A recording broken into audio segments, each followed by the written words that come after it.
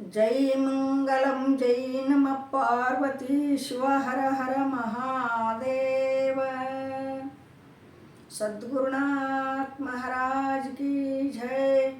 राजराजेश्वरी माता की जय। जय मंगलम जय नमः पार्वती पति शिव हर हर महादेव।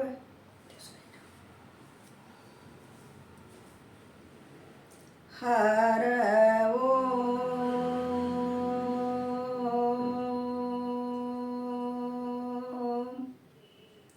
चिदंबरमठाधीशं सिद्धारूढयतीश्वरं शिष्यपशिष्यरूपेण बोधकं गुरुमाश्रये।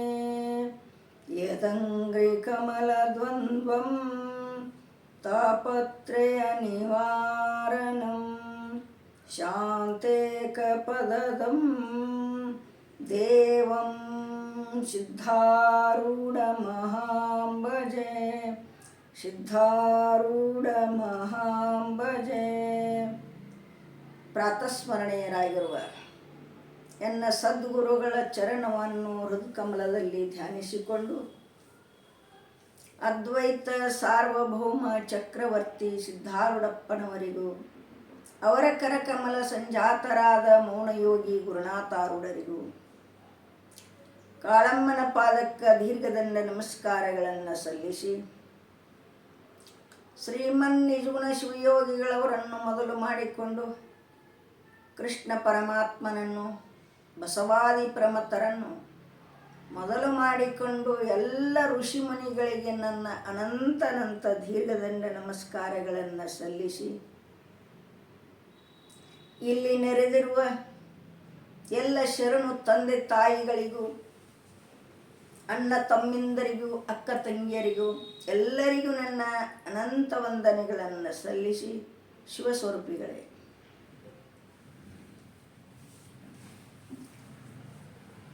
ವಿಷಯ ಯಾವುದು ಅಂತ ಹೇಳಿದ್ರೆ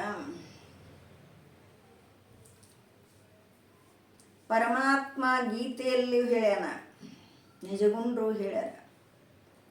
ಪರಮಾತ್ಮ ಏನು ಹೇಳ್ಯಾನ ಗೀತೆಯಲ್ಲಿ ಎತ್ತು ಕೇಳಿದ್ರೆ, ಸಂಸಾರ ಸಾಗರಂ ಘೋರಂ ತರ್ತುಮಿಚ್ಛಿತಿ ಯೋ ನರಃ.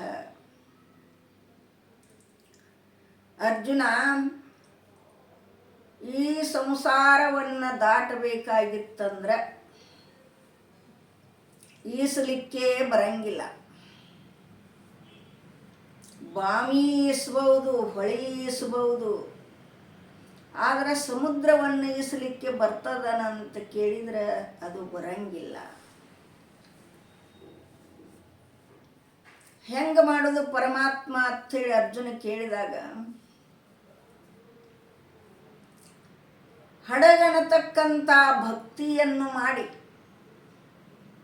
ಹಡಗಿನ ಮಾಲಕ್ಕೊಬ್ಬಿರ್ತಾನಲ್ಲ ಒಯ್ಯಾಕ, ಹಡಗ ಒಂದೇ ಇದ್ರೆ ನಡೆಯಂಗಿಲ್ಲ, ಹಡಗಿನ ಮಾಲಕ ಬೇಕಲ್ಲ. ಹೋದ ದಂಡಿಗೆ ಮುಟ್ಸಾಕ ಹಡಗಿನ ಮಾಲಕ ಬೇಕು. ಆ ಮಾಲಕನತಕ್ಕಂಥ ಸದ್ಗುರುನಾಥನನ್ನ ನಾವು ಏನು ಮಾಡಬೇಕಾಗೈತೆ ಅಂದ್ರೆ ಶರಣ ಹೋಗಬೇಕಾಗೈತೆ. ಅಂದ್ರೆ ನಾವು ಈ ಸಂಸಾರ ಬಂಧನದಿಂದ ಮುಕ್ತರಾಕ್ಕಿವಿ. ನಮ್ಮಂತೇಲೆ ಭಕ್ತಿನೂ ಇಲ್ಲ, ಯಾವುದೂ ಇಲ್ಲ ಅಂದ್ರೆ ಸಂಸಾರ ಹಂಗೆ ತಿರುಗುದ 84 ಲಕ್ಷ ಯೋನಿ ತಿರುಗಿರು ಸಹಿತ ನೀನು ಆಗ ಗುರುವಿನನ್ನು ಮಾಡಿಕೊಂಡಾಗ ಮಾತ್ರ ನಿನಗೆ ಈ ತಿರುಗುದು ಬಂದಾಗೋದು. ಪ್ಯಾನ್ ಹಚ್ಚಿರ್ತೀವಿ, ಹಂಗೆ ತಿರುಗ್ತದೆ. ಅದ್ರ ಕೆಲಸ ಏನು ತಿರುಗುದ, ಅದನ್ನು ಬಂದು ಯಾವಾಗ ಮಾಡ್ತೀವಲ್ಲ ಆಗ ಬಂದಾಕತ್ತದ.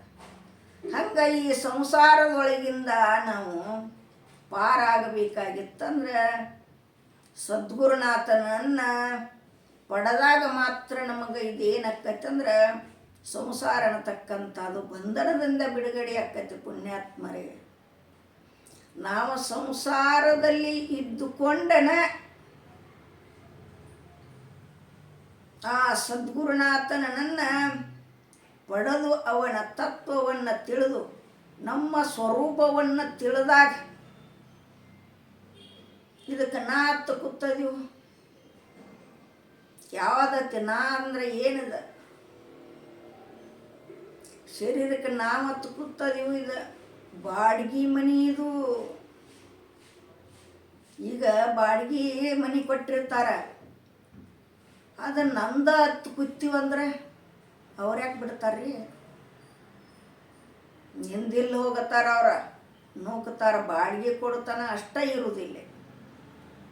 ಬಾಡಿಗೆ ಕೊಡೋದು ಬಿಟ್ಟಿವಂದ್ರೆ ಹೊರಗೆ ಹಾಕ್ಕಾರ. ಹಂಗೆ ಮಂದಿ ಮನೆ ಇದ್ದಂಗೆ ಇದೊಂದು ಮನೆ, ಶರೀರನ ತಕ್ಕಂಥ ಮನೆ. ಇದು ಮಂದಿ ಮನೆ ಇದೆ. ಯಾಕೆ? ಪಂಚಮಹಾಭೂತಗಳಿಂದ ಕೂಡಿರ್ತಕ್ಕಂಥ ಮನೆ ಇದು ಶರೀರ. ಆಕಾಶ, ವಾಯು, ತೇಜ್, ಜಲ, ಪೃಥ್ವಿ ಅಂತಕ್ಕಂಥ 5 ಪಂಚಮಹಾಭೂತಗಳಿಂದ ಕೂಡಿರ್ತಕ್ಕಂಥ ಇದು ಶರೀರ. ಅವಕ್ಕೆ ಹಂಚಿಬಿಟ್ರೆ ನಾ ನಿರ್ಭಯ. ನಾ ಹೆಂಗದನ್ನು ನಿರ್ಭಯದನ, ನಾ ಯಾವುದೊಂದು ಹಚ್ಚಿಕೊಂಡಿಲ್ಲ. ಈಗ ಕೊಬ್ಬರಿ ಕಾಯಿ ಹೊಡಿತೀವು, ಕಾಯಿ ಹೊಡೆದಗಳೇ ಪಟ್ಟಿ ಕೊಬ್ಬರಿ ಎರಡೂ ಇರ್ತೈತಿ. ಅದು ಪಟ್ಟಿಯನ್ನು ಹಚ್ಕೊಂಡಿಲ್ಲ, ಅದನ್ನು ಬಿಡಿಸಿಬಿಡುದು. ಪಟ್ಟಿ ಬಿಡಿಸಿಬಿಟ್ರೆ ಕೊಬ್ಬರಿ ಎಷ್ಟ ಉಳಿತೈತಿಲ್ರಿ? ಹಂಗೆ ಪಟ್ಟಿ ಒಳಗಿನ ಕೊಬ್ಬರಿ ಇದ್ದಂಗೆ ನಾವು ಸಂಸಾರವನ್ನು ಹಚ್ಕೊಂಡ್ರೆ ಹತ್ತಿದ ಪಟ್ಟಿ ಆಕತಿ. ಅಂದರೆ ಎಳಿ ತೆಂಗಿನಕಾಯಿ ಹೊಡೆದ್ರೆ ಹಚ್ಕೊಂಡಿರ್ತೈತೆ ಅದು. ಹಂಗಾಗಬಾರ್ದು. ಆ ಒಣಗಿದ ಕೊಬ್ಬರಿ ಹಂಗೆ ಗಿಟಕದಂಗೆ ಆಗ್ಬೇಕು ನಾವು. ನೋಡಿರಿ, ಗಿಟಕತ್ತು ಕಾಯಿ ಬರ್ತಾವ, ನೀರೆಲ್ಲ ಅಟ್ಸನ ಗಿಟಕ್ಕೆ ಆಕೈತೆ. ಅದಕ್ಕೂ ಪಟ್ಟಿಗೆ ಹೆಚ್ಕೊಳಂಗಿಲ್ಲ, ಅದು ಗಿಟಕ್ಕೆ ಹಂಗೆ ಉಳಿತೈತೆ. ಹಂಗೆ ಗಿಟಕ್ಕೆ ಕೊಬ್ಬರಿ ಹಂಗೆ ನಾವು ಇರೋದು. ಸಂಸಾರದಾಗ ಇದ್ರೂ ಸಹಿತ ನಿನಗೆ ಸಂಸಾರ ಮಾಡಲಿಕ್ಕೆ ಬ್ಯಾಡಂದಿಲ್ಲ. ಸಂಸಾರವನ್ನು ಮಾಡಿದ್ರೊಳಗೆ ತಿಳ್ಕೋ. ಈ ಸಂಸಾರ ಅನ್ನತಕ್ಕಂಥ ಬಂಧನದಿಂದ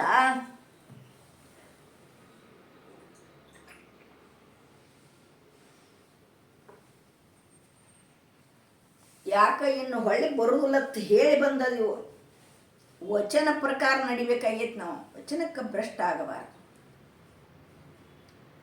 ಶ್ರೀಮನ್ ನಿಜಗುಣ ಶಿವಯೋಗಿಗಳವರು ಹೇಳಿದರು,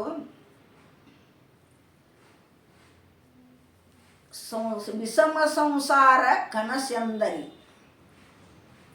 ಇದು ಸಂಸಾರ ಹೆಂಗೈತಪ್ಪ ಅಂತ ಕೇಳಿದ್ರೆ ವಿಷಮ ಐತಿದ. ಇದು ಕನಸು ಬಿದ್ದಂಗೈತಿ. ಕನಸು ಬೀಳ್ತೈತಿ ನಮಗೆ ರಾತ್ರಿ. ಕನಸು ಬಿದ್ದಗಳ ಅದು ಉಳಿತೈತೇನು? ಆಗ ಮಲ್ಕೊಂಡಾಗ ಕನಸು ಬಿದ್ದಾಗ ಅಷ್ಟ ಅದು ತೋರ್ತತಿ.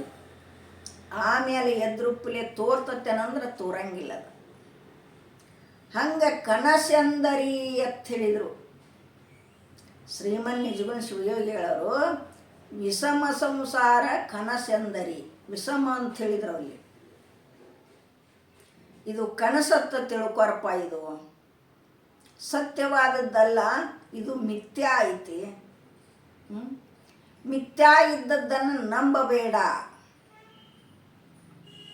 ಏನು ನಂಬಬೇಕು ನೀ ಅಂದ್ರೆ, ನಂಬೆಲೋ ಮನುಜ ಗುರುಪಾದವ. ಏನು ನಂಬಬೇಕು? ಗುರುಪಾದವನ್ನು ನಂಬು. ಸಂಸಾರ ನಂಬಕ್ಕೆ ಹೋಗಬೇಡ. ಇದು ತೋರ್ಯಾಡುವುದೈತಿದ. ಯಾವತ್ತು ಇರ್ತೈತೇನಂದ್ರೆ ಇರಂಗಿಲ್ಲ. ಯಾವತ್ತು ಇರತ್ತೈತಿರ್ಲ ಅಂತಂದ್ರೆ ಒಮ್ಮೆ ಅಡಗುದನ ಅದ. ಶರೀರ ಹೆಂಗೆ ಅಡಗತೈತಿಲ್ಲ, ಒಮ್ಮೆ ಜಗತ್ತನ್ನು ಅಡಗುದನ. ಇದು ಸತ್ಯವಾದಂಥದ್ದಲ್ಲ. ನೀರ ಮೇಲಿನ ಗುರುಳಿ ಇದ್ದಾಗ ಹಾಗೆ ಇದು. ಈ ಸಂಸಾರವನ್ನು ತೀರಿಸಲಿಕ್ಕೆ ಯಾರಿಗೂ ಆಗಿಲ್ಲ, ಪರಮಾತ್ಮನಿಗೆ ಆಗಿಲ್ಲ. ನಮ್ಮ ಗತಿ ಏನು? ಅಕ್ಬರ ರಾಜ ಬಾದ್ಶಾಗ್ ಹೇಳ್ತಿದ್ದ, ಎಲ್ಲ ಮುಗಿದುಗಳೇ ಸಾಯಂಕಾಲ ತನ್ನ ಮನೆಗೆ ಹೊರಡು ಸಂದರ್ಭದಲ್ಲಿ ಒಂದು ಹಾಡನ್ನು ಹಾಡಿ ಹೋಗ್ತಿದ್ದ ದಿವಸಾಲು ಆ ರಾಜನ ಮುಂದೆ, ಅಕ್ಬರ್ ರಾಜನ ಮುಂದೆ ಬಾಲ್ಶೆ ಅಂತಕ್ಕಂಥವ ಒಂದು ಹಾಡ ಹಾಡ್ತಿದ್ದು. ಒಂದು ಹಾಡ ದಿನ ಒಂದು ಹಾಡ ಹಾಡೋದು, ಅವನ ಹಾರೈಸಿ ಹೋಗಿ ಬಿಡೋದು ಮಾಡ್ತಿದ್ದ ಸಾಯಂಕಾಲ.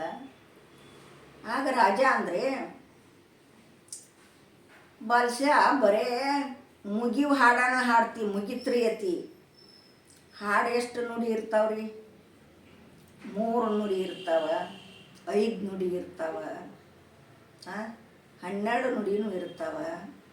ಹಿಂಗೆ ಪದ್ಯಗಳಿರ್ತಾವ. ಯಾವಾಗಿದ್ದರೂ ಒಂದು ಸಲ ಅದನ್ನು ಮುಗಿಸೋದನ್ನು ಮುಗಿಲೇಬೇಕದ ಹಾಡು, ಅರ್ಧಕ್ಕ ಬಿಡಾಕ ಬರಂಗಿಲ್ಲ. ಆವಾಗ ಬಾಲ್ಶಾ ಹಾಡ ಹಾಡಿ ಹೋಗೋ ಸಂದರ್ಭದಲ್ಲಿ ಅಕ್ಬರ್ ರಾಜ ಕೇಳಿದ, ಬರೇ ಮುಗಿತತ್ ಹೇಳ್ತಿ, 3 ನುಡಿ ಒಮ್ಮೆ ಹಾಡ್ತಿ, 5 ನುಡಿ ಒಮ್ಮೆ ಹಾಡ್ತಿ, ಮುಗಿಲ್ದಂಥ ಹಾಡ ಹಾಡ್ಲ ನೀನು? ಒಟ್ಟು ಮುಗಿದಿರಬಾರ್ದು.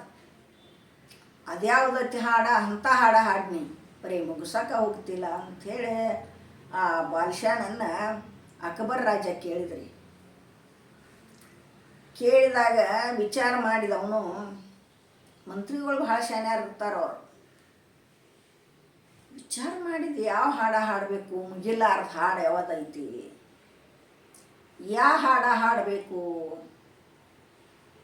ವಿಚಾರ ಮಾಡಿದ. ವಿಚಾರ ಮಾಡಿ ತಿಳಿದ, ಗಪ್ಪ ಒಂದು ಹಾಡ ಹಾಡ್ಬೇಕಂತ. ಏನು ಹಾಡಕ್ಕತ್ತಿದಂದ್ರೆ ಸಾಯಂಕಾಲ ಹೋದ ಸಂದರ್ಭದಲ್ಲಿ ಶುರು ಮಾಡಿದ. ಐತಾರ ಬತ್ತು ಸೋಮಾರ, ಸೋಮವಾರ ಬತ್ತು ಮಂಗಳವಾರ, ಮಂಗಳವಾರ ಬತ್ತು ಬುಧವಾರ, ಬುಧವಾರ ಬತ್ತು ಗುರುವಾರ, ಗುರುವಾರ ಬತ್ತು ಶುಕ್ರವಾರ, ಶುಕ್ರವಾರ ಬತ್ತು ಶನಿವಾರ, ಶನಿವಾರ ಬತ್ತು ಐತಾರ, ಐತಾರ ಬತ್ತು ಸೋಮವಾರ. ಇದನ್ನ ಒಟ್ಟು ಬಿಡವಲ್ಲ, ಏಕ ಹಾಡಾಕತ್ತಿದ್ರಿ. ಏನು ಬರೀ ಅದನ್ನು ಹಾಡ್ತಿಲ್ಲ ಅಂದ ಅಕ್ಬರ್ ರಾಜ. ಬರೀ ಅದನ್ನು ಹೇಳ್ತಿಲ್ಲ, ಏನತ್ತಿದ್ರಾಗ ಇದು ಮುಗಿಯಂಗಿಲ್ರಿ ಅಂದವ. ಮುಗಿಲಾರದ ಹಾಡವನ್ನು ಹಾಡತ್ ಹೇಳಿರ ಅಂದ ಬಳಕ ಇದು ವಾರಗಳ ಎಂದೂ ಮುಗಿದಿಲ್ಲ ಪುಣ್ಯಾತ್ಮರೇ. ಹಂಗೆ ನಮ್ಮ ಸಂಸಾರ ಎಂದೂ ಮುಗಿದಿಲ್ಲ, ಮುಗಿದಿಲ್ಲ, ಮುಗಿಯಂಗೆ ಇಲ್ಲಿದ. ವಿಷಮ ಸಂಸಾರ, ಸಾಗರದಷ್ಟು ಸಂಸಾರ, ಸಾಗರದಷ್ಟು